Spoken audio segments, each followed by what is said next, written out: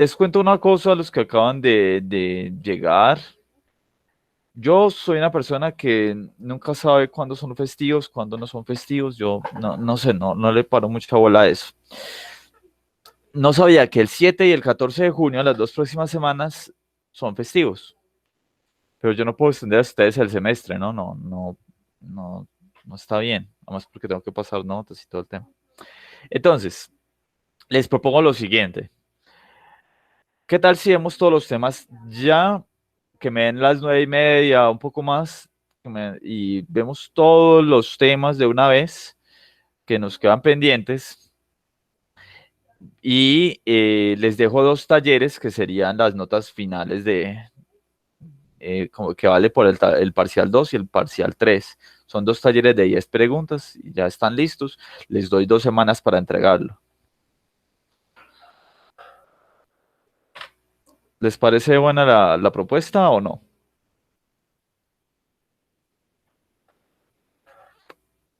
Sí, O sea, profe, pues por mí no hay problema. se tendrían que entregar el 14, profe. Sí. Ok. Por mí tampoco hay problema, bro. Listo, entonces lo decidimos, los que estamos aquí. Siendo así, y por las premuras que tengo, voy a terminar la clase, los temas, el día de hoy. Queda todo grabado para que por favor asistan allá. Eh, si tienen ganas de comer algo o algo, bienvenidos a comer mientras doy la clase. Me excusan si queda algo como pendiente. O les doy 5 minutos a las 8, de 8 a 8:05. Vamos a ver cómo nos va hasta allá. Bueno, entonces, recapitulando la clase pasada, que era la historia del dinero, se veía que en la historia de la humanidad el dinero tenía dos funciones, tiene dos funciones que son, primero, servir como medio de cambio de valor entre personas, consumidores y empresas que tienen alguna necesidad de adquirir bienes y adquirir recursos. Este medio de cambio, dinero, en la humanidad ha tenido esta utilidad, y es la primera de ellas, servir medio de cambio, servir como medio de cambio. Y lo hemos visto en distintas formas. Les mostraba la piedra gigante en la isla de Yap, les mostraba el cheque viajero en la Edad Media, les muestro el dinero fiat o dinero fiduciario de la actualidad, el dinero basado en el valor oro de los principios del siglo XIX hasta principios del siglo XX. Distintos dineros que en sus características se tenían en común servir como medio de cambio para que las personas, países, empresas transfieran valor una a otra. Pero también se veía que el dinero es un muy buen depósito de valor, que nos ayuda a aumentar nuestra riqueza, o al menos que darle un mantenimiento a esta riqueza y que ella no se pierda en el tiempo, o también que nos ayuda a incrementarla. Hola, Ana María, ¿cómo estás? Entonces, vamos a convenir que el dinero, si bien sirve como medio de cambio, también tiene el uso de ser depósito de valor, de que nuestro valor presente de nuestro trabajo perdure o aumente en el tiempo, que no se pierda en el presente. Esto son las dos utilidades que tiene el dinero: servir de medio de cambio para la actualidad y servir de depósito de valor para el futuro. Ahora, entonces, estos son las dos grandes características que tienen todos los dineros de la antigüedad y el dinero actual. La demanda de dinero que necesita la sociedad tiene que ser la suficiente para servir a estos dos principios útiles de todas las personas que vivimos en una actualidad, en una sociedad. La demanda de dinero del peso colombiano responde a las necesidades de medio de cambio de los ciudadanos colombianos y también de las necesidades de depósito de valor de estos ciudadanos. Ahora bien, entonces, ¿cuánto es la demanda total que demanda la economía para hacer esas transacciones de consumo e inversión? Esto es lo que nosotros tenemos que resolver en toda esta clase de hoy. ¿Cuál es y cómo se define esa demanda de dinero en una economía? Necesitan la economía en su totalidad un monto suficiente para hacer las transacciones de consumo, medio de cambio, y el dinero suficiente para hacer las transacciones de inversión. Esas son todas las cantidades. Bueno, esto no quise explicarlo en la clase pasada porque voy a vincular esto con la clase de hoy y era mejor como tocarlo de manera independiente. Hay una teoría acerca del uso del dinero que es relativamente vieja, viene por allá de 1550, que eran los primeros economistas, por así decirlo, los que se trataban acerca de los temas de dinero y todo esto, que se llamaban mercantilistas, y ellos exponían por qué el dinero no puede crecer a una tasa tan exponencial como crecen las cantidades de mercancías, o mejor dicho, me reparafraseo, el dinero no puede crecer a una tasa distinta a la que crecen los bienes en la economía.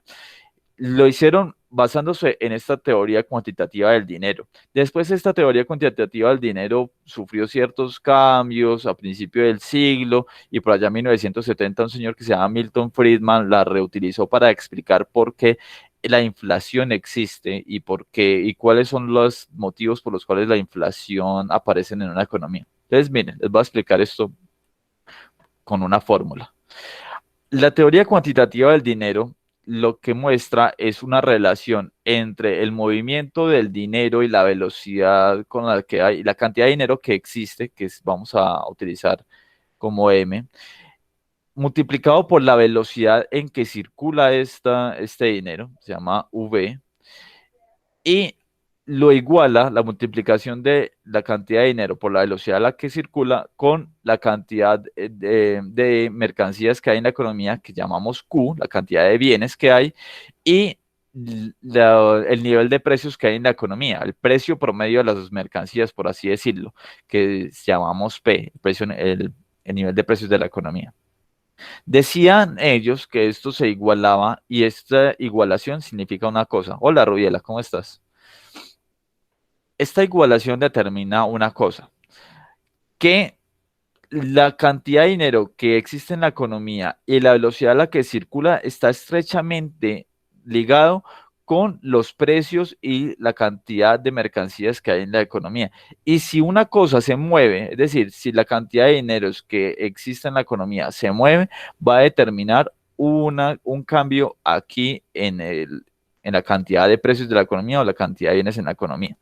Entonces, o si aumenta la velocidad, va a tener unos impactos sobre la cantidad de precios, o sobre el nivel de precios, sobre la cantidad. Pero entonces ellos decían, la cantidad de bienes en la economía, que es Q, por lo regular no crece a una velocidad muy alta. La velocidad a la que crecen los bienes no es tan álgida como si crecen, por ejemplo, en algunas economías, el dinero. Por ejemplo, aquí, si dicen ellos, si esta cantidad de bienes que existen en la economía crece a una tasa, digamos, de un 3, 4, 5% y la cantidad de dinero que existe en ella crece a un 6, 7, 8% y a la vez la velocidad con la que circula el dinero permanece estable, ¿qué creen ustedes que va a pasar? Mientras M aumenta, B permanece estable, ¿qué va a pasar con esta relación de P y Q en el futuro? ¿Qué va a pasar con ella? Decían ellos, si esto crece a una velocidad, digamos, inferior al dinero, entonces por ende van a crecer los precios en la economía. Si se va a mantener esta igualdad de MB igual a P por Q, entonces quiere decir que va a cambiar la cantidad el precio promedio de la economía porque los bienes no crecen al mismo nivel. Entonces, reorganizando esa ecuación, nos dice que P es igual a MB por dividido Q. Si los precios se quieren mantener a un nivel estable en la economía, dice esto, el dinero tiene que crecer a la misma velocidad que crece Q para que esta división de aquí se mantenga en un nivel estable. Veámoslo aquí un poco más detallado. P igual a M por B dividido Q. Con una velocidad del dinero, digamos, de estable, como velocidad de circulación del dinero estable, que no cambia en el futuro, es decir, que la transferencia entre una persona y otra no cambia mucho, cuando los precios, perdón, cuando la cantidad de dinero que hay en la economía crece a una velocidad distinta a la cantidad de bienes que hay en la misma, va a generar que los precios aumenten. Se ve aquí en la fórmula, ¿cierto, muchachos? Sí, profe. Es sencillo, decían ellos. Entonces, eso solamente era para demostrar que el dinero tiene que crecer a la misma velocidad a que crece la economía. Y esta es la teoría cuantitativa del dinero.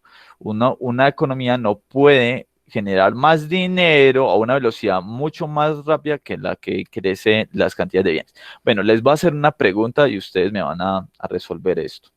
¿Qué ha pasado en los últimos años cuando esta intervención de todas estas transferencias electrónicas, tarjetas de crédito, tarjetas de débito, con tarjetas de David Plata y todas estas cosas? ¿Qué ha pasado con la velocidad del dinero en la economía? O la velocidad de la circulación del dinero en la economía. ¿Qué creen ustedes? ¿Qué ha pasado con B en los últimos años?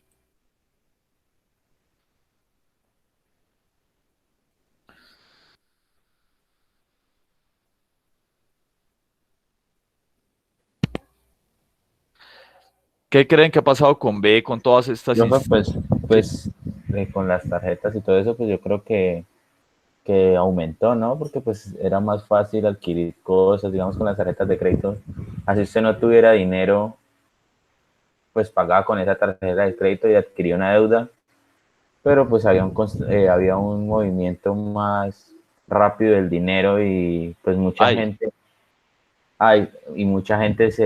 pues como ve que es una tarjeta de crédito y puede comprar cuando no tiene dinero, empiezan a gastar más y luego se dan cuenta que tienen una deuda mayor y hay más movimiento del dinero porque tienen que empezar a pagar esa deuda, los intereses.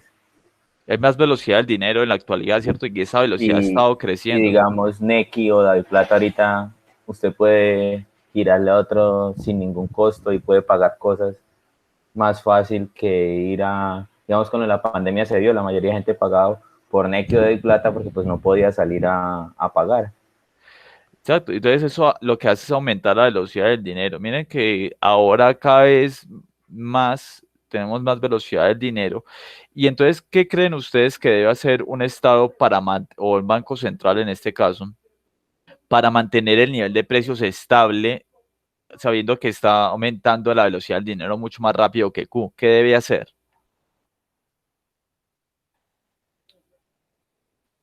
Si B está creciendo a una tasa mayor que Q, para no generar inflación, para que este precio no permanezca estable, ¿qué debe hacer con esta base monetaria, esta cantidad de dinero que hay en la economía? Esa cantidad de billetes que hay en la economía, ¿qué debe hacer?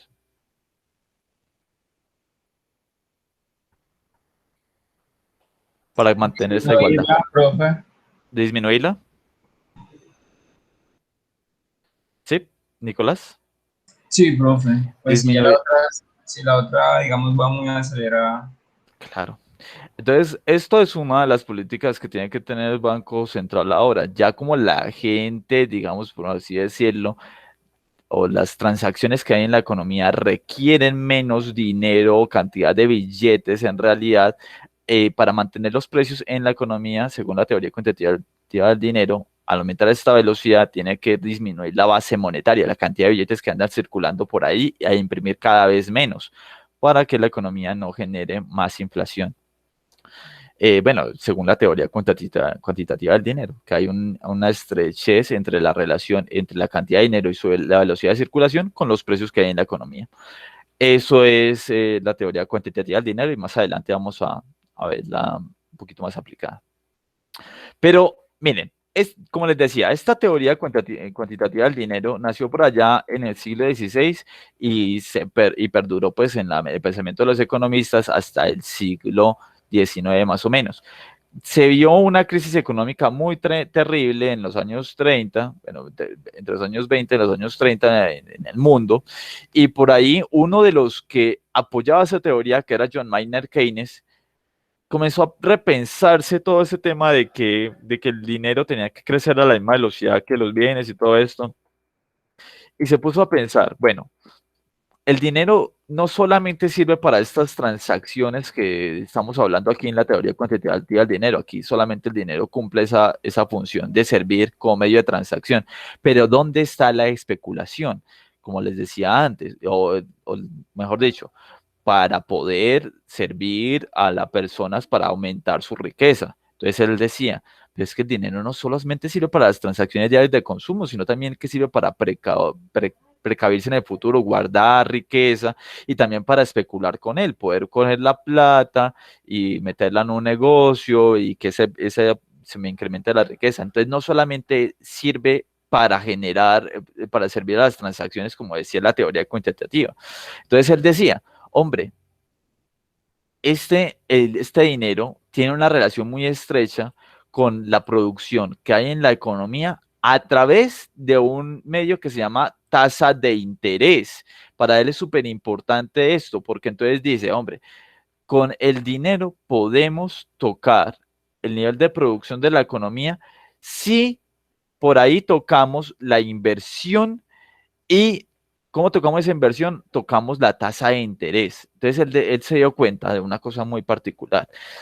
¿Cuánto dinero hay en la economía? Determina cuál es la tasa de interés que hay en la economía. ¿Y cuál es la tasa de interés que hay en la economía? Determina cuánta inversión hay en la economía. ¿Y cuánta inversión hay en la economía? Determina cuál es la producción de la economía y cuál es la tasa de desempleo. ¿Sí ven? Todo lo compaginó. Él no explicó la tasa de interés por allá suelta, la tasa de producción por allá suelta, la tasa de inversión por suelta, sino que puso todo en un solo amasijo, pues, y por eso llamó a su obra la teoría general del dinero, el interés y el desempleo, porque y el empleo, porque todo va enmarañado en una sola relación. Entonces, si bien acá la teoría cuantitativa del dinero, que aún tiene mucha preponderancia, habla acerca solamente de la inflación y la cantidad de dinero, este señor metió todo junto y habló de dinero, habló de interés, de inversión y desempleo a la vez. Entonces, él decía, hombre, nosotros sabemos, sí, que la cantidad de dinero tiene una relación directa con las cantidades de transacciones que necesitan las personas hacer para sus operaciones de consumo diario, pero también tiene una relación con la precaución que tienen las personas para guardar riqueza y también con la cantidad de dinero que utilizan las personas para especular y generar riqueza en el futuro.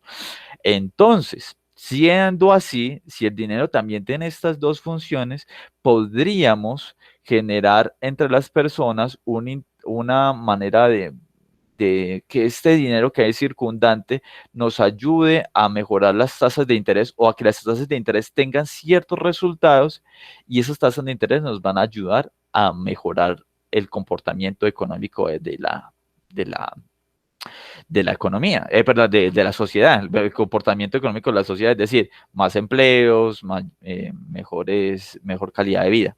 ¿Me entienden el tipo cómo ya unía otros temas más complejos o un poquito más allá de los precios solamente?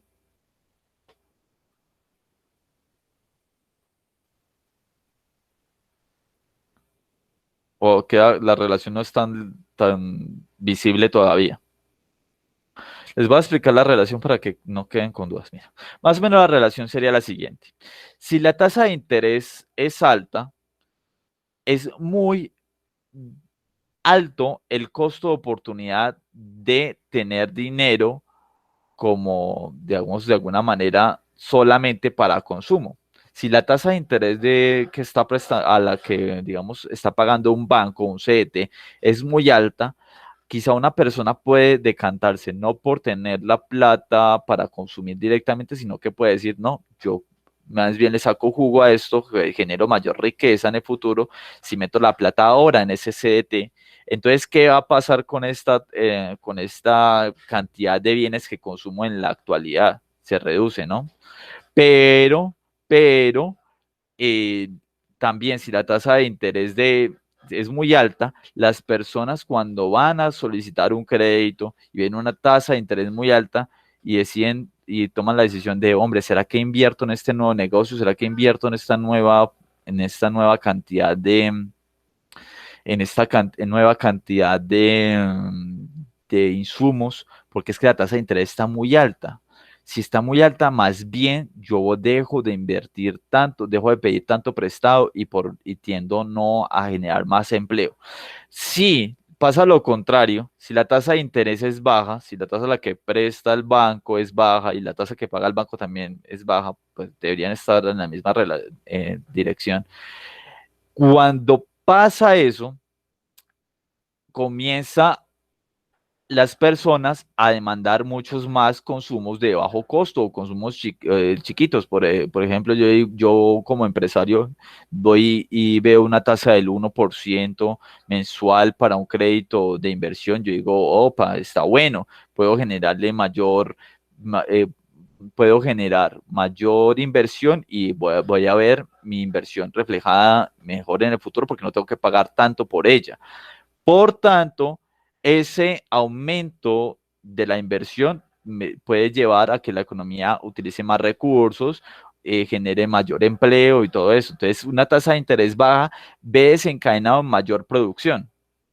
¿Sí lo ven? Una tasa de interés baja lleva a que los empresarios consuman más recursos, más créditos, inviertan más y contraten más personas y eso ayuda a la economía.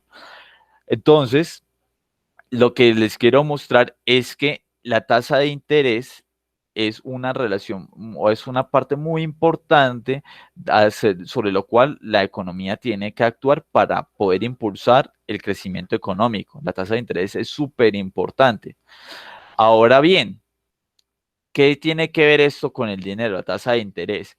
Hombre, cuando las personas tienen más del dinero suficiente para consumir, ¿qué hacen con su dinero una vez ya, por así decirlo, las transacciones diarias y la demanda de dinero que tienen por cumplir con sus transacciones diarias ya están saciadas? ¿Qué hacen con ese dinero que de alguna manera les está sobrando?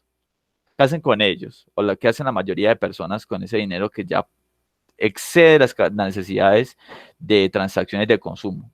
¿Qué hacen ustedes cuando les sobra la plata? ¿O qué hace una persona, un inversor con eso? Un inversor, pues, o ahorrarla o invertirla, o también en el caso, digamos, a veces malgastarla, comprarla en cosas innecesarias. Supongamos que la mayoría son como el primero que dijiste, un inversor que coge su platica y ya pronto la mete en un CDT o la mete en un banco o la mete en cualquier otra parte. O digamos, sí. Entonces, cuando el dinero de alguna manera es más que suficiente para cumplir con esas transacciones de consumo, puede generar mayores capacidades del sistema financiero, pues para poder prestarle a las demás personas. Entonces, hagan de cuenta lo siguiente, muchachos. Ustedes tienen un grupo de personas que son Nicolás, Germán y Brian. Germán, Nicolás y Brian tienen entre todos ustedes las capacidades, pues, para poder generar, o sea, ganan plata harto y todos los demás necesitan esa plata para poder invertir en sus negocios. Germán, Nicolás y Brian resulta que necesitan para sus gastos de un mes, de un mes, digamos, necesitan 1.500.000 y están ganando 2 millones. Los 500.000 que tienen no se lo van a parrandear, sino que los van a meter en un fondo para que prestarle a Ana María, le van a prestar a Merdi Vanessa, bueno, a Juan Carlos, a todos los Andrés Felipe, le van a prestar plata a ellos. Entonces imagínense lo siguiente, ¿qué pasaría si a Germán, Nicolás y Brian, que son los prestamistas, los inversionistas de esta economía, ya no les sobra 1.500.000, sino que les va a sobrar 200.000 pesos, digamos que porque aumentaron sus necesidades de consumo en un momento, y estos muchachos ya cuando van a prestarle al resto de la clase, tienen menos plata con la misma necesidad de todos los demás. ¿Qué pasa con todos los demás? ¿Qué pasa con Juan Carlos, Ana María, todas estas personas? ¿Y qué dicen para poder obtener estos recursos escasos que están resultando por parte de los muchachos prestamistas? ¿Qué hacen ellos para poder obtener esos recursos que necesitan para invertir en sus empresas?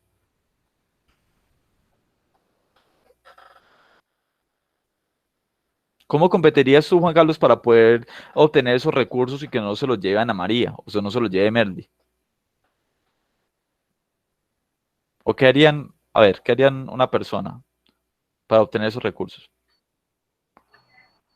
Profe, yo digo que tener como un valor agregado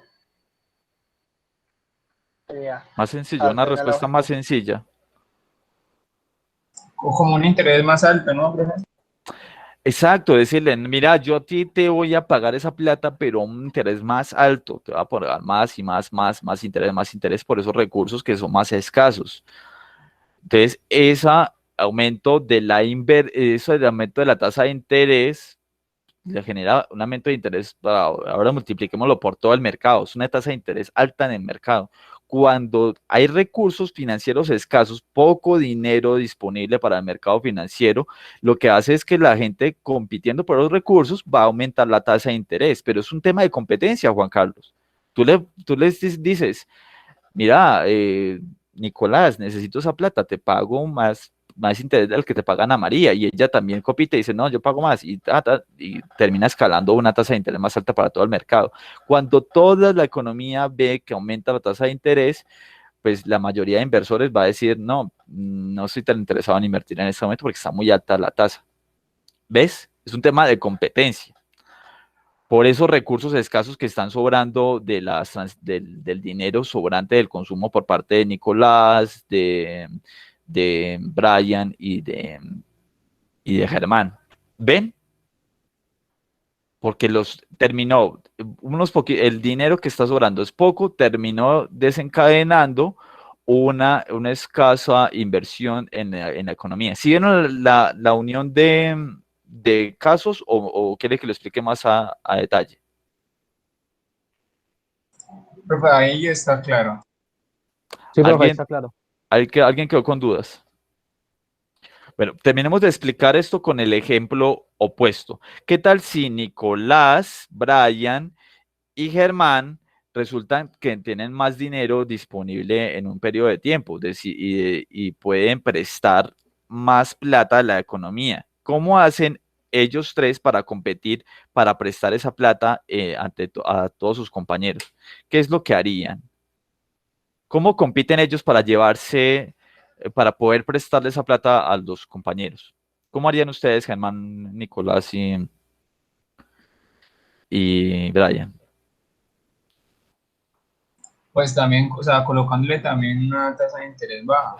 Más baja. Ustedes compiten haciendo lo opuesto. Para poder poner esa plata a producir en las manos de sus compañeros, tienen que poner una tasa de interés más baja y más baja y más baja. Y eso termina que bajando toda la tasa de interés de la economía de ustedes y los demás compañeros, al ver esa tasa más bajita, entonces van a determinar, va a ser más y más y más y más, más bajita la tasa, va a determinar una inversión más grande entre sus compañeros y aumenta el empleo en la economía. Si ven cómo la cantidad de dinero, según al tener esas características del dinero que sirven para precaver y para especular, terminan generando un impacto en la producción de la economía y el país. Entonces el dinero no solamente sirve, aquí como la teoría cuantitativa del dinero nos decía, solamente para determinar cuán es los precios de la economía, sino también cuánto es la producción. Entonces el dinero tiene un papel más preponderante que veíamos anteriormente. ¿Sí lo ven? Sí, señor. Ah, ok. ¿Alguien quedó con alguna duda de lo que estaba diciendo? Juan Carlos, ¿sí me entendiste el hilo de ideas?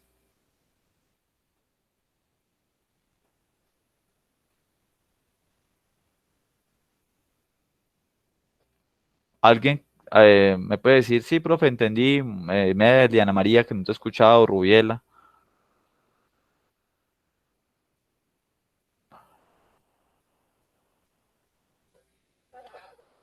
¿No? Bueno, no sé si seguir o no sigo. Profe, siga, tranquilo. Pero sí entendiste, Ana María. Sí, señor. Profe, yo sí entendí. Está... Bueno, No había entendido bien lo del interés, pero ahora con el ejemplo que diste quedó mejor. listo. Entonces, bueno, simplemente para terminar aquí de recalcar, la tasa de interés que hay en la economía y te ayuda, de alguna manera te implica cuánta inversión hay en la economía, y cuánta inversión hay en la economía implica cuánta producción hay en ella y por ende cuánto desempleo hay en ella. Y esta tasa de interés depende mucho de cuántos son los saldos que estén disponibles las personas para poder invertir en la economía, precaver y especular con ese dinero y poner ese dinero a funcionar en el mercado financiero. Entonces, la tasa de interés se puede tocar con la cantidad de dinero que hay disponible en la economía. Por eso es que entonces, desde Keynes, desde la teoría general de la ocupación, el dinero, el interés, bueno, ese no es el orden exacto, es la teoría general del dinero, el interés y el desempleo, y el empleo, perdón, genera una importancia sustancial en cuánto dinero hay en la economía. Los economistas anteriormente a él solamente decían, como no reconocían ese valor de la especulación y de precaución, no tenían en cuenta esa importancia del dinero, tan solo lo veían por el lado de cuántos precios había en la economía y cuánto necesitaba la gente para transar bueno, como medio de cambio, por así decirlo. Y no tenían en cuenta los dos papeles preponderantes que tienen en precaver y especular con el dinero. Entonces, bueno, según ya viendo teoría cuantitativa del dinero y viendo teoría general del interés, el dinero y la inversión, ¿cuánto dinero debería tener la economía? Juepucha, esta pregunta es tremenda y aún no es tan fácil de responder. ¿Cuánto dinero debe tener la economía? Entonces hay que tener en cuenta dos cosas. Al crear dinero más rápido de lo que crece la economía, se puede precipitar que la gente pierda confianza en él, como nos decía la teoría cuantitativa del dinero. Si usted hace crecer mucho el dinero a una velocidad mucho más grande de lo que, perdón, de lo que crecen las cantidades de bienes que hay en la economía, como nos decía la teoría cuantitativa del dinero, usted podría estar disparando los precios y que la gente pierda confianza en el dinero. Todos los dineros de la actualidad se basan solamente en la confianza que la gente tenga en él. No se basan en oro, minerales, nada. Se basan solamente en la confianza que tienen las personas en ese dinero. Si crecen a una velocidad muy rápida la cantidad de billetes que hay en la economía, puede perderse confianza en él. Entonces, ojo, si bien la teoría de Keynes decía, bueno, se puede tocar la cantidad de dinero para generar una mejor tasa de inversión para una tasa de interés a la economía, hay que tener presente que si crece a una velocidad muy, muy alta, podría la gente perder confianza en él. Pero ya lo hemos visto miles de veces y en un país como Tanzania, que les voy a mostrar más adelante, en un país como Venezuela, pasó en Ecuador, la gente comienza a perder y perder confianza en el dinero porque cada vez pierde su valor con más rapidez. Pero si el dinero no crece a una velocidad suficiente, a la velocidad suficiente a la cual la economía la requiere, puede que interrumpa las capacidades de la economía para crecer. O sea, tiene que haber un ritmo adecuado sobre la cual el dinero crezca, cumpliendo que las necesidades de las personas como medio de valor y como medio de precaución y de especulación. Entonces tiene que crecer a una velocidad pues suficiente para que no pierda confianza, pero para que no interrumpa el ritmo de la economía. Tiene que tener esa estabilidad, o mejor dicho, siempre apuntar a dos cosas, no perder confianza y a la vez servir como medio de precaución y de especulación. Por tanto, esa pregunta no es sencilla, no es simplemente decir poco o mucho, no, tiene que tener siempre un equilibrio. Esa es la parte que me faltaba de la clase pasada, pero obviamente como estábamos ya tan cansados, no era fácil explicarlo y me iba a tardar más de lo que me quedaba de tiempo. Por eso es que lo dejé para esta clase. Bueno, esto está estrechamente relacionado con este otro tema que les voy a mostrar enseguida, que se llama oferta agregada y demanda agregada. ¿Se acuerdan ustedes que hablábamos anteriormente, cuando hablábamos de demanda agregada, si vieron el video, del equilibrio macroeconómico? Bueno, si no se acuerdan, se los voy a explicar aquí resumidamente.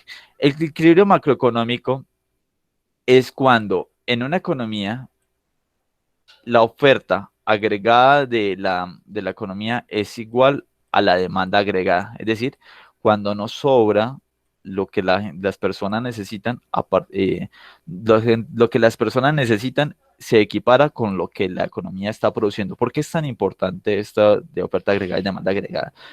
Cuando hay un desequilibrio, cuando estas dos cosas no son igual, la oferta agregada, por ejemplo, si es más alta que la demanda agregada, genera saldos positivos que pues hace que la empresa, digamos, de alguna manera genere unos saldos que tiene que invertir en la misma y disminuye pues la capacidad del futuro de estar produciendo más. Y cuando la demanda agregada es superior a la oferta agregada, pues ustedes saben, ¿no? Pues entonces las empresas no están produciendo suficiente y no están aprovechando las demandas que hay en el mercado. Cuando pasan esos desequilibrios, el mismo mercado se va ajustando en el futuro, se va ajustando, se va ajustando. Y vuelve a generarse un sitio donde el equilibrio macroeconómico se da. Bueno, pasa lo siguiente. Hay equilibrios macroeconómicos que si bien igualan la oferta agregada y la demanda agregada, no son óptimos para la sociedad. La cantidad de producción que se da en la economía no es la necesaria para todas las demandas de la misma. O hay, digamos, no, mejor dicho, todas las necesidades efectivas de la economía son tan altas y sin embargo la oferta es muy, digamos, de alguna manera bajita. Cuando sean estas situaciones de equilibrios macroeconómicos bajitos, lo que uno como economista o planeador de la economía quiere hacer es que el equilibrio macroeconómico aumente. ¿Cómo hacerlo? ¿Cómo lograr un equilibrio macroeconómico más alto? ¿Cómo poder llegar a un equilibrio macroeconómico más alto, ya sea en el corto plazo, y decir, hombre, podemos solventar todas las necesidades de las personas a un equilibrio más alto, con mejores capacidades de las industrias, con mejor consumo, con mejor inversión de todas las empresas? Ah, bueno, entonces tenemos que entender cómo funciona la demanda agregada de toda la economía y cómo funciona la oferta agregada de toda la economía. Entonces, ¿sí me entienden para dónde voy? El equilibrio es cuando se iguala la demanda y la oferta, pero necesitamos, para encontrar mejores equilibrios macroeconómicos, saber cómo funciona la demanda y la oferta para poder encontrar mejores situaciones, mejores equilibrios donde la producción y las cantidades de bienes sean más altas y puedan solventar las necesidades de las personas. Para allá vamos. Disculpen la velocidad, de pronto estoy más acelerado, pero necesito acabar la clase hoy porque los 2 lunes que vienen son festivos. ¿Ya saben para dónde voy entonces? Sí, señor. Listo, pues. Entonces, bueno, vamos a ver un ejemplito solamente de cómo son los ejercicios de oferta y demanda agregada de manera aplicadas. Miren lo que les mostraba yo anteriormente. Imagínense un país como este que se llama Zimbabue, que tiene un billete. Mira este billete que si le pueden hacer zoom, dice $1.000.000. Este billete que tiene este señor aquí del Banco de Zimbabue es de $1.000.000 de Zimbabue, obviamente, no de otra parte. Mire lo que requiere este señor para comprar de pan. Este pan lo tiene que comprar con todos estos billetes. Y este país a la vez se ve relacionado con estas cantidades de bienes. Mire, hay siempre escasez y bueno, esto es regular en ellos. Yo sé que en estos momentos en Colombia estamos más o menos así, pero pues esto es permanente en este país como Zimbabue. Este es un equilibrio macroeconómico. Precios altos, cantidad de bienes altas, mucho dinero. Es un equilibrio macroeconómico. Sin embargo, no es uno a los que nosotros quisiéramos apostar. Quizá haya otros equilibrios macroeconómicos donde, al contrario, los precios no sean tan altos, no se necesite tanto dinero para comprar bienes y a la vez haya muchos bienes. Es otro equilibrio macroeconómico que podría ser deseable en comparación con este. Pero bueno, les voy a explicar entonces cómo se podría llegar allá.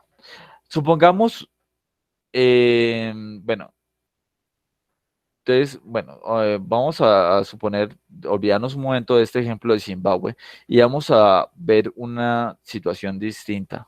Supongamos que el Banco Central quiere aumentar la oferta monetaria dentro del país, es decir, aumentar el número de billetes que hay, aumentar el número de billetes que hay en la economía. ¿Por qué habría de hacer esto el banco? Primero vamos a resolver eso. ¿Cómo haría esto? ¿Cómo haría para aumentar el dinero disponible en la economía? ¿Qué consecuencias tendría esto frente a los precios que hay en la economía, al nivel de inflación? ¿Y qué consecuencias tendría esto frente al nivel de producción que hay en la economía, que es el PIB? ¿Cómo estas cositas, aumentar la cantidad de dinero, va a afectar estas dos cosas y por qué habría de hacerlo el Banco Central? Para responder esta pregunta, entonces, vamos a recordar todo lo que vimos y entonces vamos a responder la primera. ¿Por qué el Banco Central, el Banco de la República en Colombia, habría de aumentar el dinero que hay circulante? Hombre, porque las personas y empresas teniendo más dinero disponible en su bolsillo consumen más y reactiva la economía, pero como vimos anteriormente, aumentan los saldos disponibles, aumenta esa cantidad de dinero que hay disponible para inversión, disminuye el interés y aumenta la inversión y aumenta la producción. ¿Cómo haría este ejercicio el Banco Central de aumentar la cantidad de dinero circulante en la economía? Puede hacerlo a través de las tasas de interés que prestan los bancos privados, que es la tasa de colocación, ya si lo pueden apuntar por ahí, la tasa de interés a los que le presta los bancos privados, el Banco de la República le presta a los bancos privados, y lo que hace con eso es que los bancos privados, viendo mayores saldos disponibles, los presta a los inversionistas y consumidores finales. Entonces, lo que hace el banco privado es aprovechar una tasa más conveniente por parte del Banco Central, presta a una tasa más conveniente a los consumidores y a los inversionistas, aumentan ellos el consumo y la inversión. Esa es una manera de hacerlo. Y la otra manera de hacerlo es disminuir el encaje bancario, ¿se acuerdan? Era la cantidad de dinero que tienen que tener guardado los bancos en sus bóvedas, que son el respaldo de los préstamos que está teniendo que tienen las personas en el banco o los depósitos que tiene la gente en el banco. Entonces es bajando el encaje bancario. Entonces tiene todas esas herramientas. Pero más adelante vamos a ver otra que son las SOMAS. ¿Sí lo ven, muchachos? ¿Para qué lo haría? Para aumentar la inversión en la economía. Por eso aumenta el dinero que hay, aumenta la producción. ¿Cómo lo haría? Reduciendo tasa de interés o reduciendo encaje bancario. ¿Sí? ¿Ok? ¿Hasta ahí bien? Sí, profe, claro. Ahora bien, ¿qué consecuencias va a tener esto? Cuando este señor Banco Central decide tomar esas decisiones, va a generar seguro un aumento en los precios. Eso no se discute. Cuando la velocidad a la que crecen los bienes no se equipara con esto, eh, con este aumento en las cantidades de saldos monetarios, eso nos va a generar una mayor inflación, unos mayores precios. Esto por sí es malo porque entre más rápido crecen los precios, mayor desconfianza en el dinero actual, mayor atesoramiento por parte de personas de monedas extranjeras, mayor encarecimiento de la moneda extranjera, como vimos en la historia del dinero de la clase pasada, y a la vez genera esto, pues que el dinero local, por ejemplo el peso colombiano, pierda más confianza en los mercados extranjeros y pues eso también genera que las las importaciones quedan cada vez más caras. Entonces eso tiene muchos problemas. El que aumenten los precios no es algo tan sencillo, tiene muchos inconvenientes. Entonces esto también es malo. Entonces hay que mantener un nivel entre, bueno, vamos a lograr un aumento de la inversión en la economía y aumento de la producción, pero tenemos que vigilar estos precios, no pueden crecer mucho más rápido, no pueden crecer tanto tampoco, tenemos que mantenerlos controlados. Eso sí, pues teniendo presente que vamos a tener un impacto positivo en la producción. ¿Ok? Hasta ahí todos entendidos, ¿sí? Sí, señor. Listo. Entonces, no se maten la cabeza con esto, no voy a andar relativamente rápido porque lo estoy explicando en palabras. Hay situaciones en la economía que vamos a ver en esta gráfica de oferta y demanda agregada, están acá. En el eje Y vamos a tener los precios de la economía. Entre más alto esté en el eje Y, más inflación va a haber. Entre más a la derecha esté la gráfica, mayor producción va a haber. La oferta agregada es esta línea naranja que está acá y es que cuando aumenta la producción en la economía, se espera que aumenten los precios en la misma. ¿Por qué se da esto? Porque entre mayor producción haya en la economía, pues las personas van a tender a generar mayores precios en la misma. No sé si ustedes lo han visto en sus pueblos o algo, cuando un pueblo se pone muy bueno y cada vez genera mayores bienes y está cada vez mejor, los precios comienzan a subir. Por ejemplo, Bogotá, que es el centro productivo más grande de Colombia, y Medellín, son ciudades muy caras. Entonces, entre más produce un país, en verdad, más precios genera. Pero bueno, o sea, es cada vez más caro. Mientras que la demanda agregada tiene una forma negativa y es que, hombre, cuando las personas ven unos precios cada vez más altos, demandan cada vez menos bienes. O sea, entre mayor los precios, va disminuyendo cada vez más los bienes que se demandan en la misma. Pues es un ejercicio como medio tonto, ¿no? Entre más caras son las cosas, menos demando de ellas. Cuando pasan estas cosas, de que sí, aumenta los niveles de precios, aumenta la producción, aumenta los niveles de precios, disminuye la demanda, entonces en algún momento estas cosas se van a cruzar, porque no van en la misma dirección, la demanda y la oferta, entonces en algún momento se van a encontrar. Cuando se encuentran es el equilibrio macroeconómico. Ese es el equilibrio macroeconómico, cuando la demanda de toda la sociedad se iguala con toda la oferta. Entonces, bueno, he aquí el punto que yo les quería contar con el tema de Zimbabue y todo esto. Imagínense ustedes que hay un equilibrio macroeconómico que es indeseable para la economía, que no está bien porque de pronto la producción es relativamente baja, no alcanza a solventar todas las necesidades de toda la economía, porque cuando se encuentra la oferta y la demanda vemos que no es suficiente para satisfacer todas las necesidades de todas las personas. Si alguien, un desarrollador de la economía, un industrial o una persona como el presidente o el planeador de planeación de Colombia, el del DNP, quiere impulsar un equilibrio donde haya mayor oferta y haya mayor demanda de la economía y se alcance un equilibrio, se tiene que tener en cuenta que ese equilibrio va a tener otras características, quizás los precios suban, pero a la vez las cantidades de bienes que se vendan en esta economía puedan ser más altas. Entonces, tiene que evaluar qué es mejor para la economía, cómo lograr un mayor nivel de producción de la economía. Bueno, va a determinar pues que va a haber un mayor nivel de precios, un equilibrio quizá distinto, pero deseable dentro de los parámetros sociales, pues vamos a producir más, vamos a generar mayores valores agregados, pero a la vez vamos a tener mayor inflación. Bueno, si lo ven acá, muchachos, es como lo que les decía acá, aumenta la oferta monetaria de la economía, lo que va a hacer es que aumenta la demanda agregada de toda la economía y eso me genera un nuevo equilibrio donde haya mayor producción, mayor inversión, menor desempleo y a la vez unos precios más altos, porque hay muchos más recursos financieros pues por ahí andando y eso genera mayores precios. ¿Me entienden pues el ejercicio al que yo quiero llegar o lo entendieron más con palabras? Profe, de las dos formas está claro. Ah, bueno, pues me excusan la velocidad si voy muy rápido.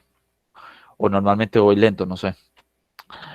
Listo, entonces tenemos que entender esas dos curvitas de demanda agregada y de oferta agregada. Si nosotros queremos alcanzar un nuevo equilibrio, necesitamos que hacer qué? Necesitamos impulsar ya sea la parte de la oferta con nuevas formas, o sea, impulsar la oferta en algún sentido o la demanda en algún sentido. Bueno, esto ya lo descubrieron cómo hacerlo y es que la demanda agregada se impulsa con políticas fiscales y políticas monetarias. Vamos a verlo enseguida, pero entonces vamos a ver por qué se impulsa con esas dos cosas. Para poder entender cómo se impulsa la demanda agregada con política fiscal y política monetaria, tenemos que entender una cosa. La demanda agregada es cuando todas las combinaciones del nivel de precio y del nivel de producción con los mercados de bienes actuales y los mercados de bienes actuales se encuentran y simultáneamente en equilibrio. Bueno, les voy a explicar esto con más detalle. Para entender esto, hagamos un paralelo. ¿Qué significa que el mercado de bienes y de activos se encuentren en desequilibrio? Significa que alguno de los dos mercados, ya sea el de bienes o el de activos, no se vacía. Es decir, en desequilibrio se puede dar alguno de esos dos casos. El mercado de bienes no es suficiente para la cantidad de dinero existente. Es decir, el mercado, la cantidad de bienes que hay en la economía no es la adecuada para la cantidad de dinero que existe en ella, por así decirlo. Hombre, hay mucha plata, pero hay pocos bienes. Cuando pasa esto, por lo regular pasa que la cantidad de dinero, por así decirlo, excede las capacidades de la economía. O sea, como está pasando en Venezuela, que los billetes sobran mientras los bienes no. Otra característica de que el mercado de bienes no esté compaginado con la cantidad de dinero existente es que sea lo opuesto. La economía, para sus transacciones y la cantidad de bienes que hay, quizá tiene muy poquito dinero por ahí circundando.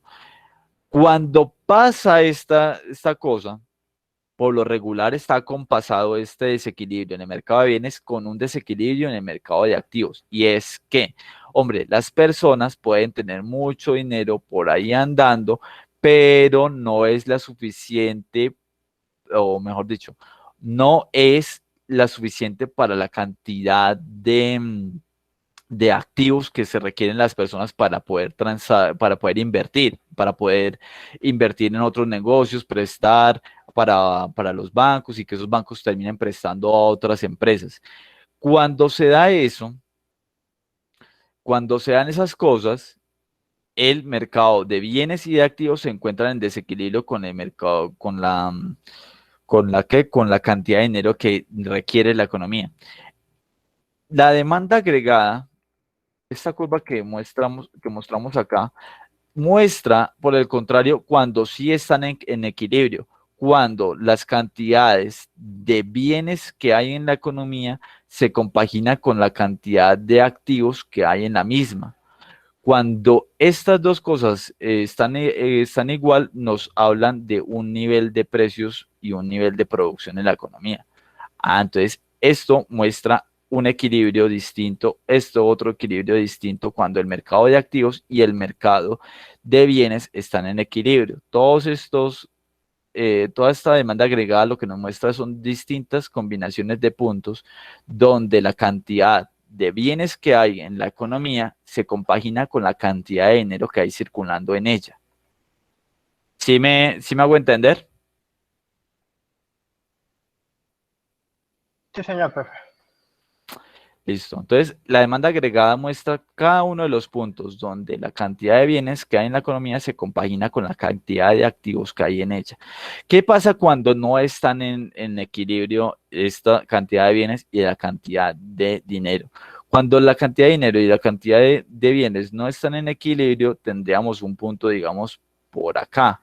Cuando el dinero que está circulando por aquí y la cantidad de precios pues que hay acá no compagina con la cantidad de bienes que demandan las personas. Estamos en desequilibrio aquí, donde la cantidad de dinero no es la suficiente para lo que las personas demandan. Esto no es un punto donde la demanda agregada se encuentra, no, se encuentra donde las personas necesitan para todos estos bienes, necesitan una cantidad de dinero mayor y por ende los precios terminan siendo mayores para ellos. ¿Sí?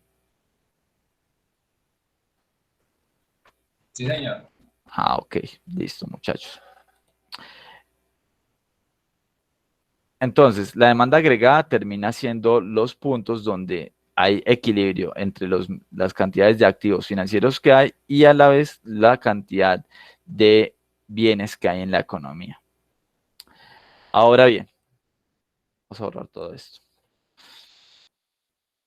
Esa es la demanda agregada.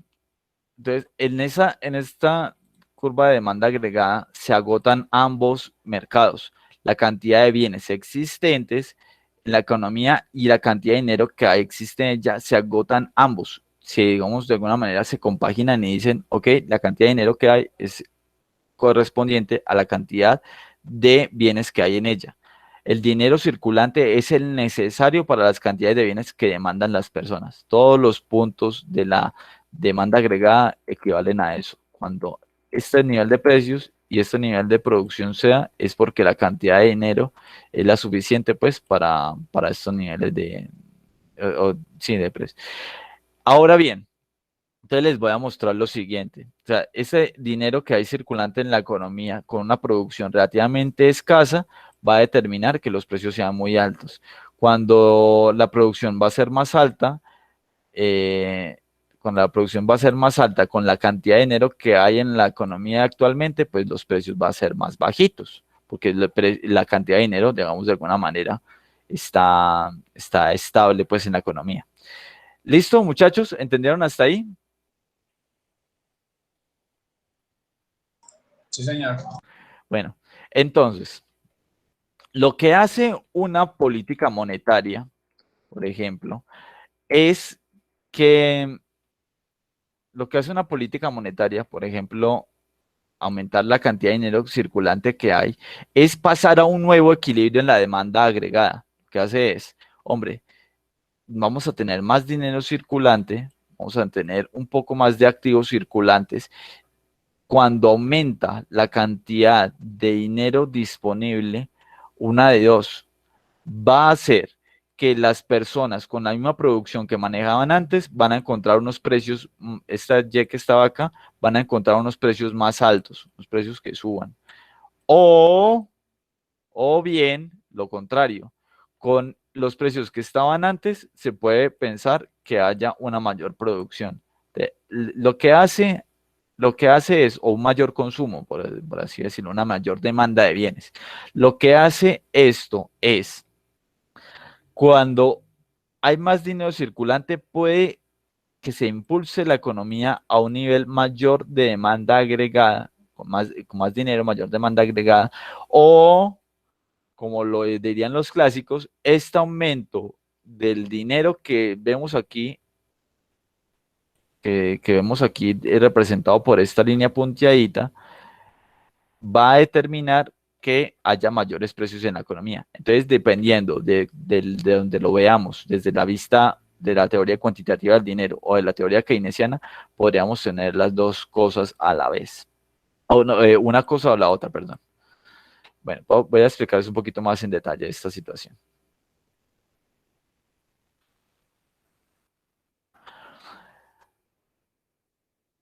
Se lo expliqué. La curva de demanda agregada muestra todas esas combinaciones del nivel de precio y el nivel de producción con la que los mercados de bienes y el mercado de activos se encuentran simultáneamente en equilibrio. Cuando hay una cantidad de dinero, un nivel de producción de acá y se compagina con un precio, unos precios más altos. Cuando hay mayor producción, con la misma cantidad de dinero que antes, hay unos mejores precios, unos precios más bajos. ¿Tiene su sentido, muchachos? Al haber más producto y la misma cantidad de dinero, los precios tienden a bajar, ¿cierto? Cuando hay más que, profe, no lo entendí bien, qué pena. Cuando hay más producto y hay la misma cantidad de dinero, los precios tienden a bajar, ¿cierto que sí?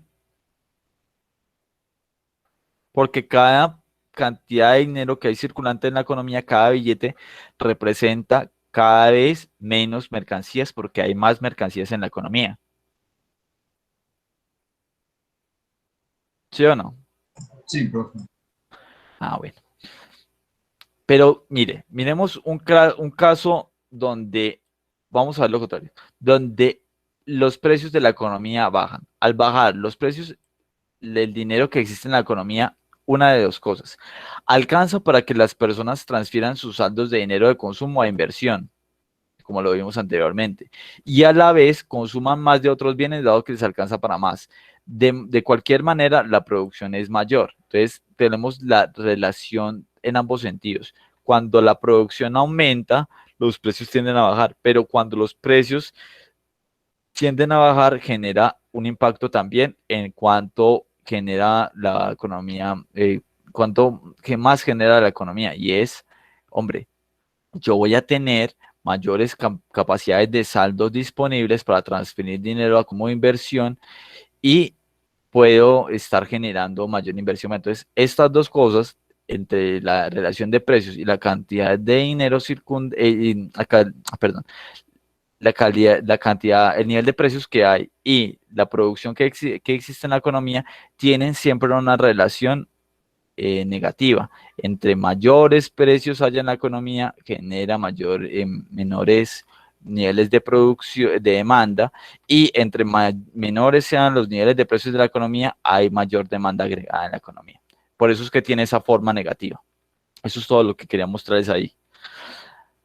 Bueno, entonces, para poder desplazar la demanda agregada a un nivel más alto, es decir, un nivel más alto de demanda general de la economía, lo que puede hacer la política es, ya sea el del gobierno, del Banco de la República, es dos cosas. Política fiscal, aumentar el gasto del gobierno, que termina aumentando pues a la vez la demanda de todos los bienes en la economía, porque como el gobierno consume recursos, demanda personal, demanda materias primas, genera esto que haya mayor demanda total de la economía.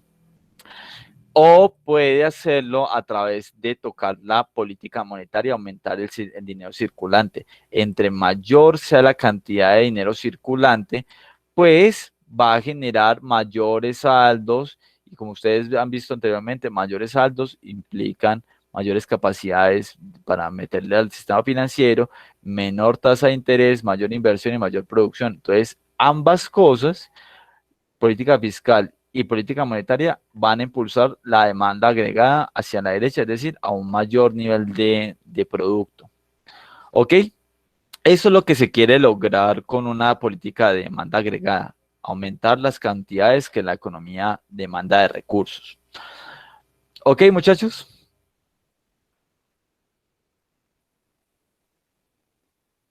Sí, profe. Bueno, ¿cómo lo hace la política fiscal?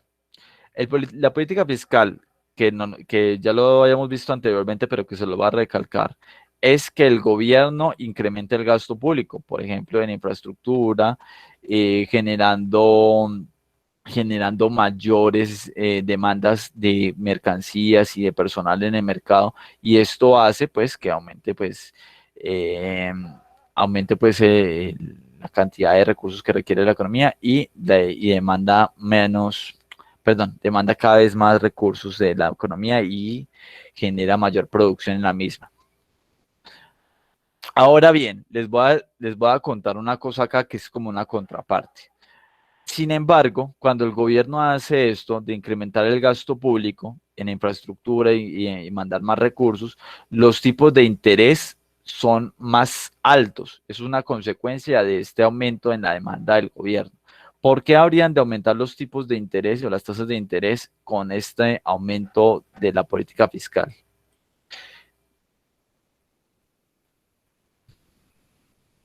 ¿Qué creen ustedes? ¿Por qué traería esta consecuencia de que aumenten los tipos de interés con ese aumento del gasto fiscal del gobierno?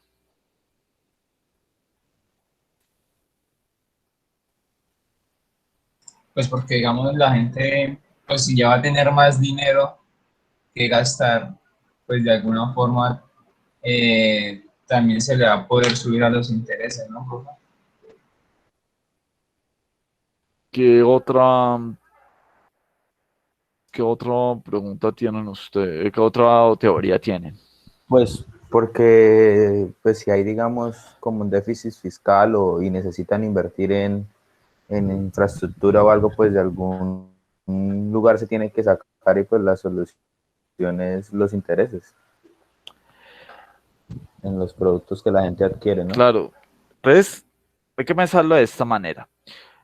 Todos los recursos financieros, si bien hay unos que digamos como el Estado que puede adquirirlos en un mercado eh, o por a través del Banco de la República y todo, parten de una misma base monetaria y una misma base donde está todo el dinero. Pues ya sea el Banco de la República tiene sus fondos, todo eso. Pero cuando pasa, muchachos, que el gobierno incrementa el gasto público, por lo regular no lo hace basado solamente en que ellos tienen plata y ya, sino que tienen que ir a pedir recursos, ya sean privados, ya sean a pedirle plata prestada a los privados o al Banco de la República, o como lo hace el gobierno de Iván Duque, pedirlo a bancas internacionales. Eso aumenta la demanda de los recursos financieros, que independientemente que sea público, aumenta la demanda de recursos financieros. Como vimos anteriormente cuando hablaba de ustedes, como el grupo de compañeros, ¿cómo hace para competir un demandante de recursos financieros para poder quedarse con esos recursos que hay en el mercado? ¿Cómo compite con los demás demandantes?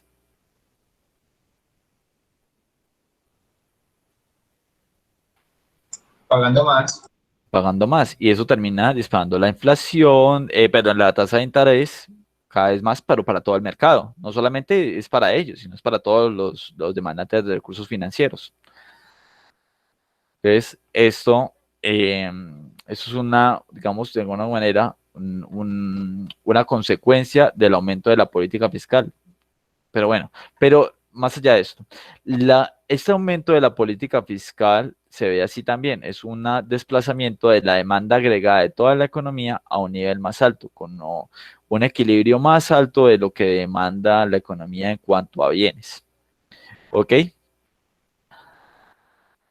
La política monetaria también desplaza a la demanda agregada hacia la derecha, es decir, a un mismo nivel de precios puede mantener una demanda más alta de recursos, o si se ve de manera negativa o en el mismo nivel de producción, unos precios más altos. ¿Por qué? Porque hay más plata circulando en la economía. Pero viéndolo desde el lado positivo, y aquí nomás al desplazamiento a E1, hasta aquí, a este de aquí. Este aumento de la cantidad de dinero que hay en la economía implica una cantidad real de dinero en todos los niveles de precios.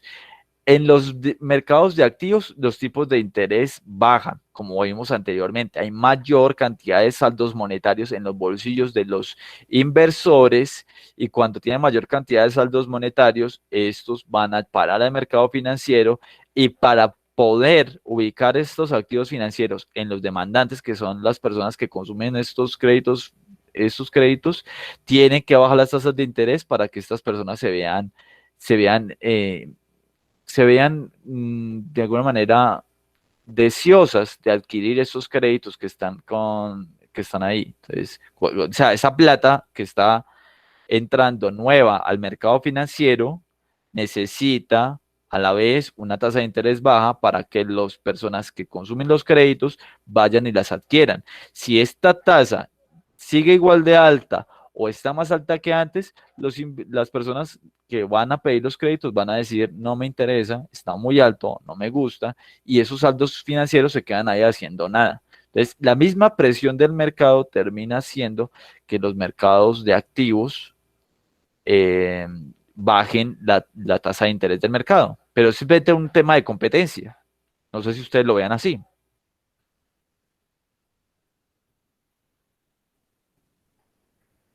¿Sí, muchachos? Pero eso Sí, ya lo expliqué ya claro. varias veces. ¿Sí es cierto? Entonces, esos descensos de los tipos de interés terminan generando entre los inversores, o mejor dicho, entre las personas que consumen créditos financieros, ya sean empresas o consumidores, mayores demandas de estos recursos. Y esos recursos obviamente uno no los va a pedir para guardarlos debajo del colchón, sino para invertir, para generar más empleo, para consumir más recursos, y eso termina impulsando la economía. Entonces, esta aumento de la política monetaria termina impactando los saldos monetarios de las personas, termina esos activos, estos saldos monetarios adicionales terminan en el mercado de activos, los mercados financieros. Este aumento en la oferta de los activos financieros baja la tasa de interés, y esa baja la tasa de interés termina que las personas y las empresas consuman más créditos, aumente su inversión y por ende aumente la producción de la economía acá. ¿Sí lo ven ustedes? Ese es el hilo de ideas de esta teoría. ¿Puedo seguir? Sí, señor. Bueno, pues. Entonces, la oferta agregada, que es la otra parte, se acuerdan que les decía, el equilibrio macroeconómico es cuando se encuentra la oferta agregada y la demanda agregada, la oferta de toda la economía con la demanda de toda la economía. La demanda agregada se comporta así, como les decía anteriormente, de forma negativa, una relación negativa entre los niveles de precios y una relación negativa entre esos niveles de precios con la cantidad de bienes que hay en la economía. Sencillo. La oferta agregada, vamos a ver, y yo les mostraba al principio de la clase que tiene una forma así, o sea, una relación positiva. Entre mayor cantidad de producción haya, mayor precios hay en la economía. Pero si nosotros viéramos los dos casos extremos de los que yo hablaba anteriormente, la teoría cuantitativa del dinero y el caso keynesiano, estas dos cosas no necesariamente tienen esa forma que les decía anteriormente, es así. Ese es como el caso intermedio.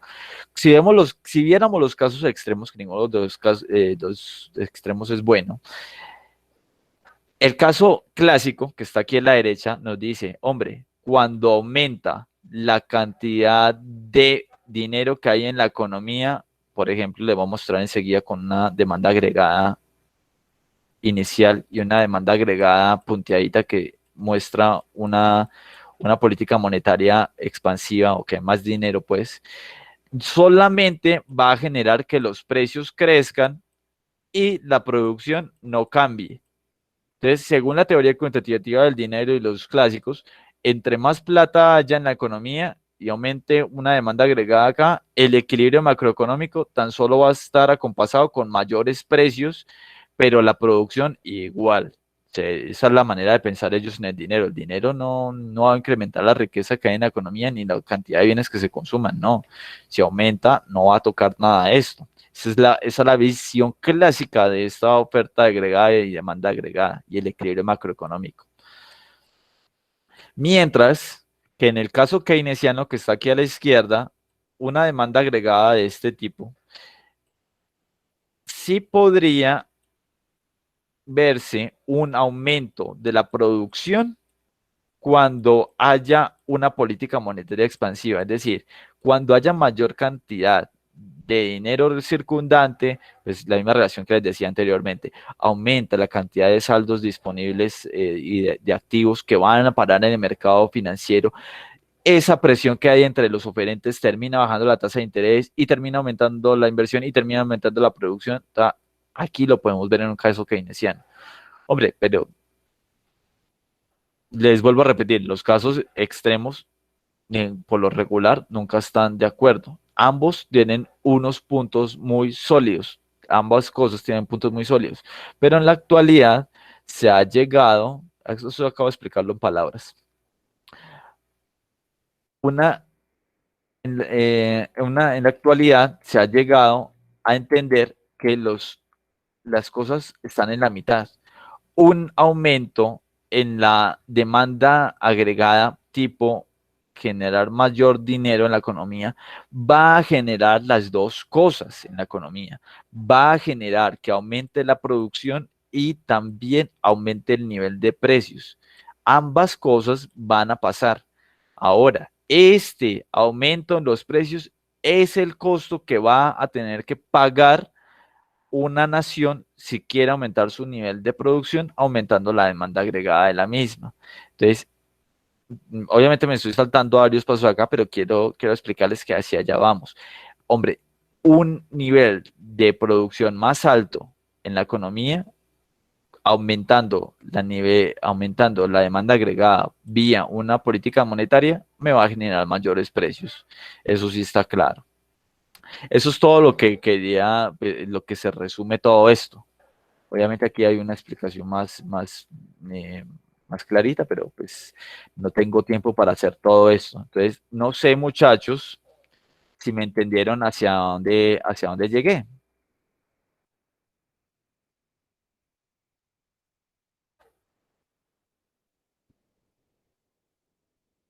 ¿Sí o no?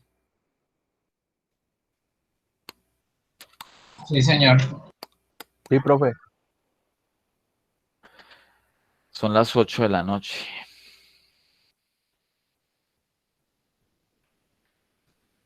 No, voy a explicar esta partecita.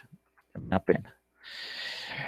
Bueno, sí me entienden ahí, pero voy a explicar esto un poquito más lento. Entonces, el caso keynesiano habla de que cuando aumenta la demanda agregada con una oferta agregada de este tipo, eh, lo que hace un aumento de la cantidad de dinero y una política monetaria expansiva, es decir, poner más dinero en la economía, termina generando mayor producción. En el caso clásico de la teoría cuantitativa del dinero, la cantidad de producción que hay, la cantidad de producción que hay en la economía no se va a ver afectado por una política monetaria expansiva, solamente va a generar mayores precios en la misma.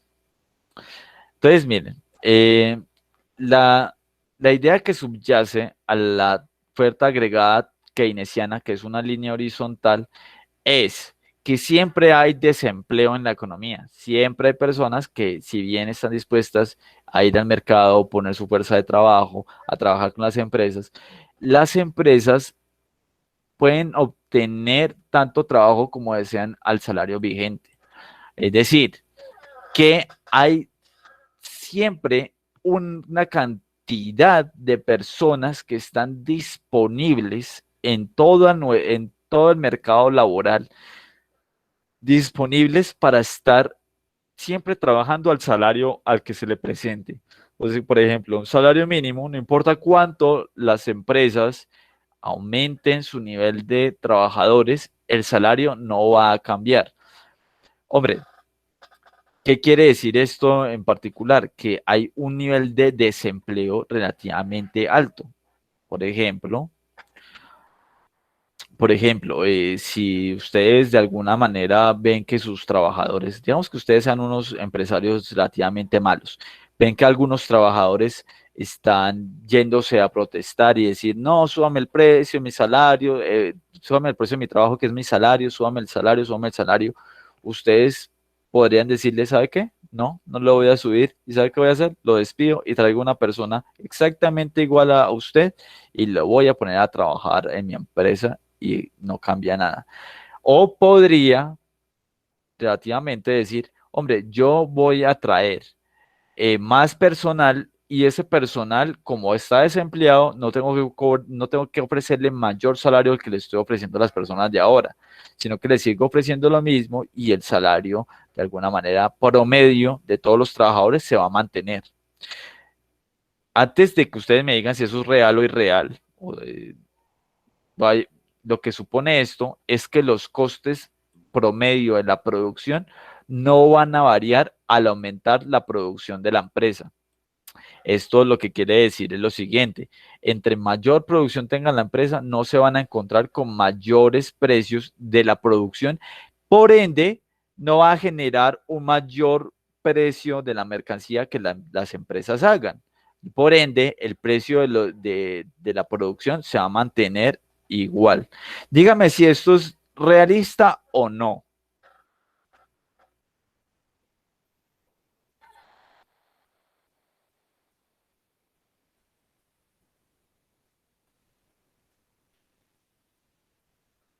¿Ustedes como empresarios creen que de pronto conseguir a un cuarto, que tienen 4 empleados, pero conseguir el quinto, sexto, séptimo, les va a costar lo mismo que le costaba el cuarto en promedio?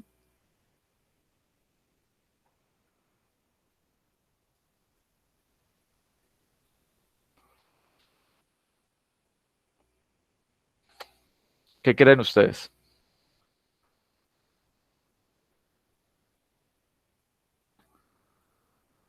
¿Qué- Yo creería que no, bro. Cierto que no, pero en el caso keynesiano, aquí se supone con esta tales que el aumentar la producción, requerir más empleados, no aumentar el costo promedio. Entonces ahí ya podemos partir o podemos ver algo irreal pues en esta suposición de hechos. ¿Ok? Entonces, por aquí ya podemos decir, hombre, no, aumenta un poquito el costo, quizá no mucho, pero aumenta. Entonces, bueno, según partiendo pues de que lo que ellos digan fuera verdad, la idea es que una expansión fiscal, por ejemplo, acá un aumento de la demanda agregada de parte del gobierno que lleva la demanda agregada total de la economía a la línea punteadita, lo que hace es que permite que las empresas llenen ese vacío que hay de la nueva demanda agregada, ofrezcan más, demanden mayor número de personal y pues crezca el número de producto que hay en la economía, o sea, la oferta agregada atiende ese cambio en la demanda agregada y como en el supuesto de ellos no aumenta el costo de la producción, pues no aumenta los precios promedio de la economía. Pues este es el caso extremo keynesiano. Pues como nos dice Germán, no es tan realista, porque al aumentar la producción seguramente se van a encontrar con trabajadores que le van a decir, ¿sabes qué? No me interesa trabajar por ese sueldo, o sea, quizás si me lo sube, quizás si me paga un poquito más, y quizás me paga horas extras, y eso termina impulsando que todo el costo promedio de la producción comience a aumentar. Pero partiendo del caso extremo donde ellos no consideran esto, pues entonces no pasaría esta situación. Es un caso extremo para poder detallar ahorita el caso intermedio. El otro caso extremo del que les hablaba al principio es el clásico. El clásico, a diferencia del keynesiano, lo que dice es, hombre, no importa cuánto las empresas quieran saciar de la nueva demanda agregada, no pueden, porque la economía siempre está en pleno empleo. No sé si se acuerdan cuando ya los puse a leer al principio, los clásicos decían, la economía siempre está vaciándose, siempre los mercados se vacían, siempre hay un número de, si bien hay desempleo, es tan solo friccional, es decir, que son personas que podrían estar, digamos, pasándose por un momento temporal de desempleo y que la cantidad de desempleados que en la economía es solo friccional dependiendo de las circunstancias de la economía. Pero ellos dicen, hombre, si aumenta la demanda, las empresas no tienen cómo resolver ese aumento de la no tienen cómo resolver ese aumento de la demanda, no tienen cómo solventar ese cambio en la demanda y lo único que va a lograr un aumento de este tipo, por ejemplo, un aumento del gasto fiscal del gobierno, es que las empresas se decanten por ir a saciar el gasto del gobierno y se olviden de la parte privada, de los negocios privados, de las demás empresas o de las familias privadas y genere un mayor nivel de precios en la economía. Entonces, ese es el caso clásico. Ellos dicen esto. Dígame si esto es realista, sí o no.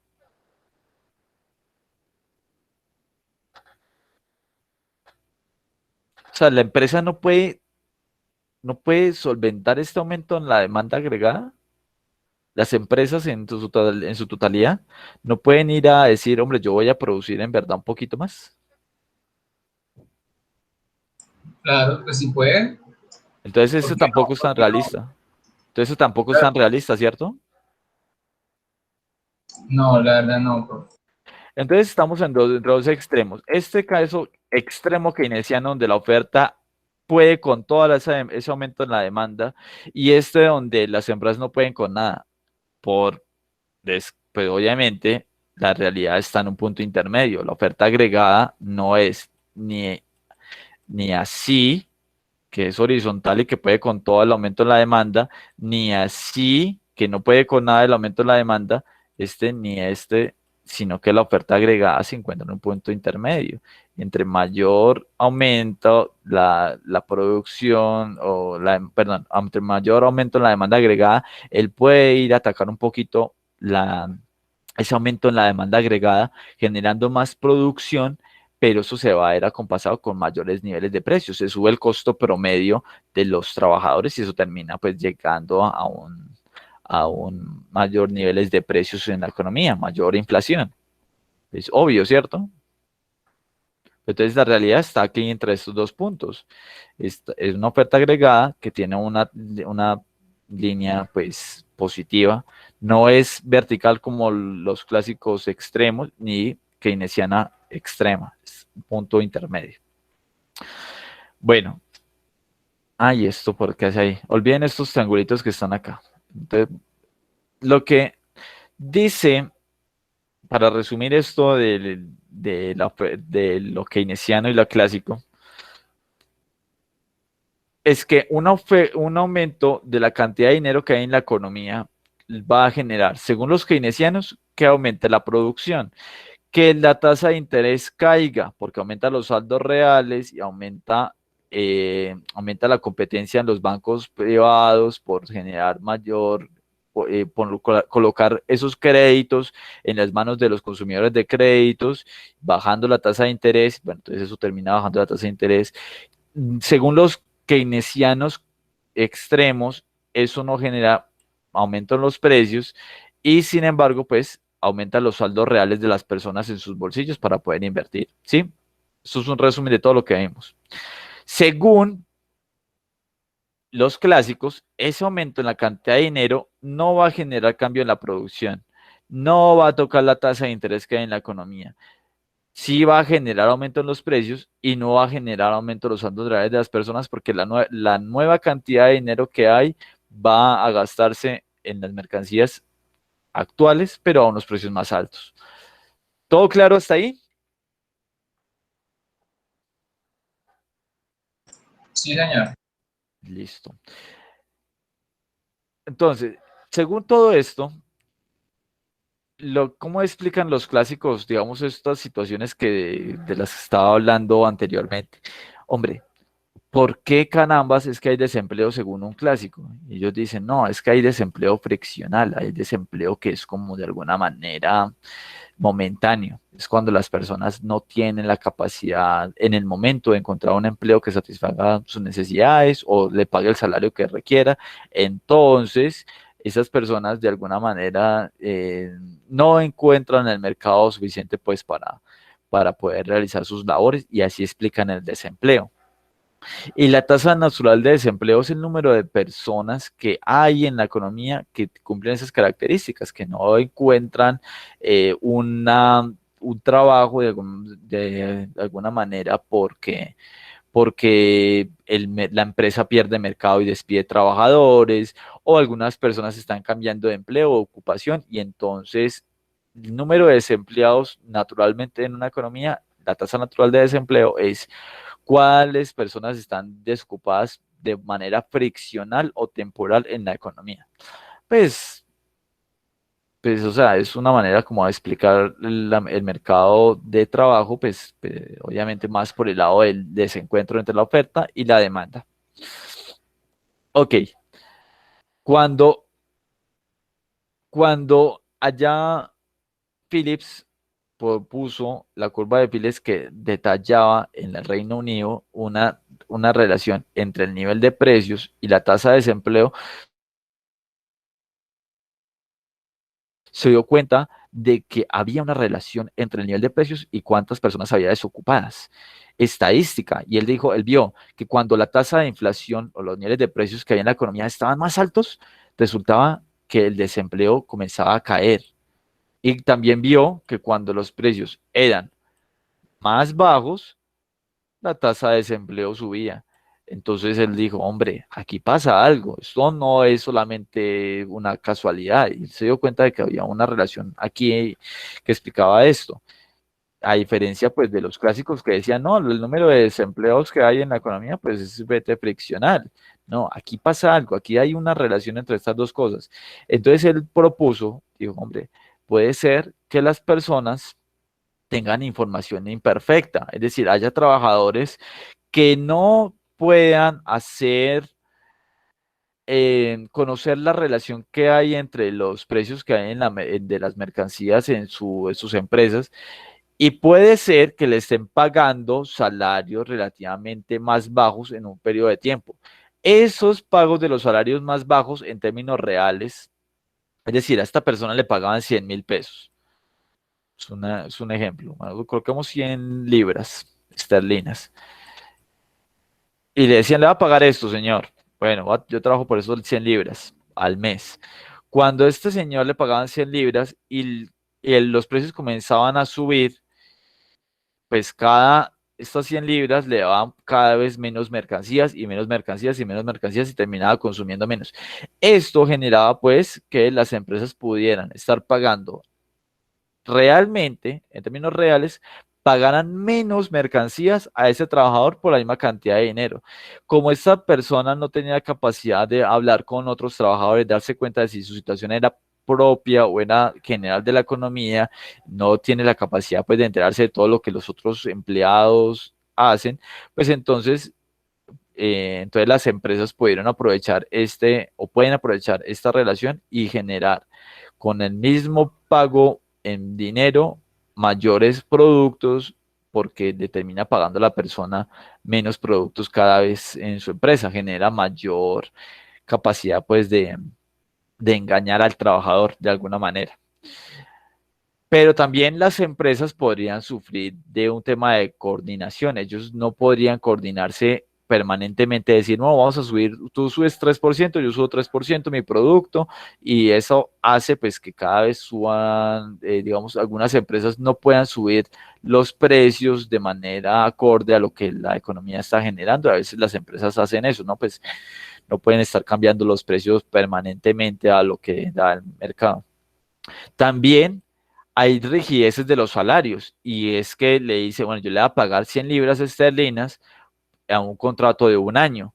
En ese año, estas 100 libras no se van a cambiar y ese va a ser el pago por el año. Entonces, quizá puede hacer que los trabajadores generen cada vez menor capacidad de cambiar este contrato en el tiempo y terminan ganando menos realmente. Pero eso ya lo he explicado anteriormente, entonces no voy a ahondar más acá.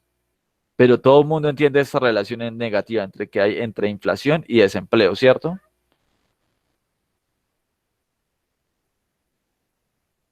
Sí, señor. Listo, pues. Cuando este señor explicó esto, cuando este señor encontró esta relación negativa estadísticamente, explicó esto, entonces ahí ya es que la oferta agregada ya se encontró de alguna manera mucho más, tuvo mayor sustento. Y es lo siguiente, hombre, puede ser que la empresa, sí, cuando aumenta su producción, atendiendo a los cambios en la demanda agregada, va a generar un precio mayor, pero por esas rigideces en los salarios, por esas rigideces en los contratos laborales, los aumentos en la producción y a la vez en su demanda de recursos para producir, no va a verse acompasada con un aumento en los precios equiparable, o mejor dicho, en la misma escala. Cuando pasa eso, entonces hay un margen en el cual el aumento de la producción no se va a ver exactamente visto o reflejado en un aumento en los precios.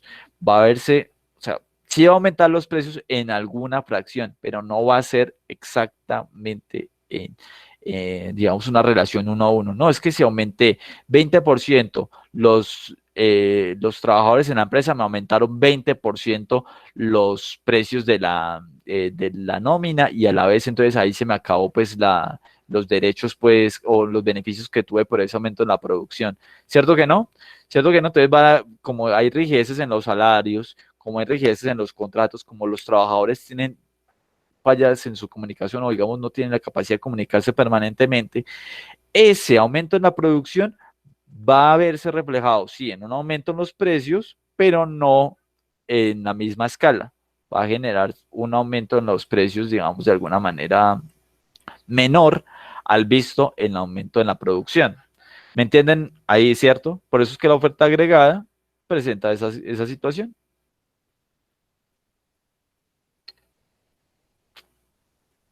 ¿Sí o qué? Para recapitular, cuando una empresa o las empresas en general ven que la demanda agregada aumentó, ya sea porque aumentó la política fiscal del Estado demandando más y más recursos de las empresas y todo, más gasto estatal, contrata más personas, todo esto, las empresas pueden ir a saciar esa nueva demanda, esos aumentos en la demanda. Cuando hagan eso, van a verse encontrados con que los trabajadores van a demandar un cambio, aumento salarial, un aumento en las obras, todo esto, pero no va a ser, digamos, de alguna manera minado o este aumento en la producción no va a verse minado o obstruido por este aumento en los precios, sino que, hombre, van a tener cierta escala de aprovechamiento, van a decir, ok, sí, voy a subir un poquito los precios de los salarios y todo eso hace que incrementen los precios a los que ellos venden, obviamente, su producto final, pero no en la misma escala en que aumentó la producción. Entonces hay aquí una parte pues de ¿qué? Un colchón sobre la cual las empresas pueden trabajar y puede entonces encontrarse que en una economía que está en un equilibrio aquí de Y0 con estos niveles de precios P0, o sea, esta producción con este nivel de precios, pueda verse impulsada a un nuevo equilibrio donde la demanda agregada sea más alta, la producción sea más alta y los precios sean un poquito más altos que antes. ¿Ok? Todo eso para decirles eso, ¿no?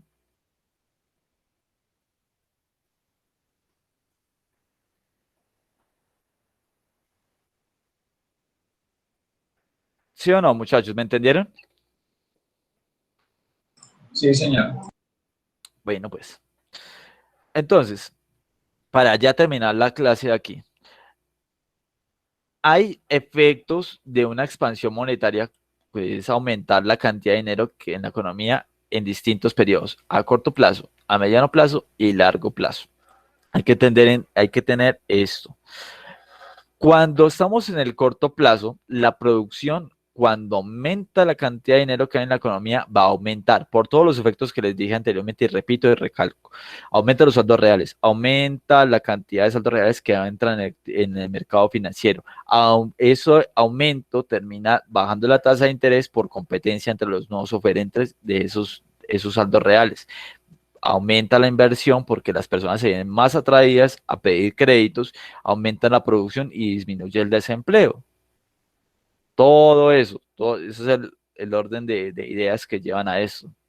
También en el corto plazo se va a ir un crecimiento pequeño de los precios. Todavía no se ha trasladado ese incremento de los precios y no ha generado una bola de nieve que vamos a ver en el mediano plazo. Ya en el mediano plazo, ya cuando los trabajadores tienen la capacidad de hacer renegociación de sus contratos, de hacer renegociación de sus salarios y decir, hombre, no, es que mira que subieron los precios, ni es que subieron porque estoy en verdad comprando menos de lo que antes, con el mismo salario. Por favor, renegociemos. Las empresas renegocian, los costos salariales comienzan a subir otra vez y ese efecto que estaba anteriormente, o sea, las empresas no pueden responder a esa nueva demanda agregada, sino que van a ver reflejado que sus costos, cuando han aumentado sus costos salariales, no pueden atender esa demanda otra vez como quisieran, porque los costos no le dan. En el largo plazo, ya el efecto de ese aumento en la masa monetaria no va a verse reflejado, sino que otra vez vuelve la demanda agregada, perdón, vuelve la oferta agregada al punto de antes que estaba en la parte inicial y solamente van a crecer los precios. Entonces hay que entender una cosa acá muy importante. Esto es muy, muy importante. Todas estas cosas de aumentar la oferta monetaria, es decir, la base monetaria del país, la cantidad de plata que hay, estos son efectos, bueno, esos son políticas de corto plazo. Lo que se hace con esto es atender las necesidades de la economía en hasta cierto punto para que la economía de alguna manera no decaiga, no se pierda el nivel de empleo que hay actualmente, porque ustedes saben que recuperar empleos es complicado, recuperar empresas es complicado. Entonces, lo que hace estos políticas de corte, expansión monetaria, expansión fiscal, es de alguna manera estabilizar la economía en ciertos grados. Por ejemplo, mantener la demanda agregada del Estado o aumentarla en estos periodos de COVID es es una política de corto plazo para que las empresas no caigan en el momento. Aumentar la política monetaria, gastar más plata y subsidios y todo esto, tiene como objetivo que la demanda se sostenga, porque la demanda generalmente, o por todos estos efectos del COVID, la demanda privada cae. Entonces, este aumento de la política fiscal tiene como objetivo sostener la demanda, que las empresas sigan produciendo al mismo nivel de antes y sostener en el largo plazo que las empresas no cierren. Todas estas políticas que les estoy hablando de expansión monetaria y expansión fiscal tienen efectos de corto plazo, pero en el medio y el largo plazo se van a perder. Entonces, solamente es para que la economía se sostenga en ciertos periodos. No, una economía que quiere crecer en el largo plazo no puede sustentarse sobre políticas de tipo de expansión monetaria permanente o de expansión fiscal permanente. No, estos son solamente políticas de largo plazo. Para crecer a largo plazo, ya la situación ya pasa más por el lado de invertir en educación, invertir en infraestructura, invertir en empresas, todo ese tipo de cosas que ayudan a que la economía en el futuro tenga mayores capacidades de producir con menores recursos, que los trabajadores tengan mayores capacidades para producir con el conocimiento actual, todo esto. Pero entonces, todas estas cositas que les hablé ahorita de expansión monetaria y expansión fiscal son políticas de corto plazo, ¿ok? Sí, señor. O sea, eso no le va a garantizar en el futuro que la economía crezca y crezca y crezca. La única manera de crecer en el largo plazo es con inversión en educación, en calidad de la educación, en calidad del empleo y a mejorar pues las capacidades de deducir y ahí están muy, muy claros los clásicos, en reducir las fricciones en el mercado laboral. ¿Qué es esto? Que las personas tengan siempre la capacidad de ir al mercado laboral, ofrecer su fuerza de trabajo y que las empresas la contraten. ¿Cómo se hace esto? Pues mejorando las capacidades del trabajador, que esté más, que tenga mayor capacidad de inserción en el mercado laboral. Y por eso es tan importante la pertinencia de la educación, que las personas estudien temas demandados por el mercado laboral. Entonces, esas son las políticas de largo plazo. Estas son políticas de corto plazo. Pero bueno, ustedes están viendo macroeconomía 1, que es de corto plazo. ¿Ok? Bueno, ¿todos entendieron? ¿Puedo seguir a la última clase del semestre?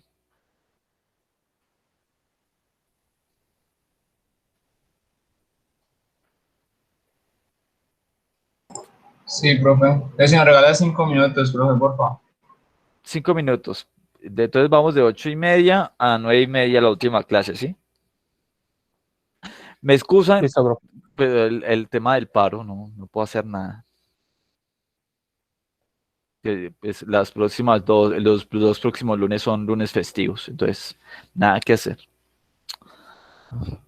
Bueno, muchachos, entonces 5 minutos, ¿ok? Gracias. ¿Qué pasa con Rubiela, Gina, Merly, María Paula?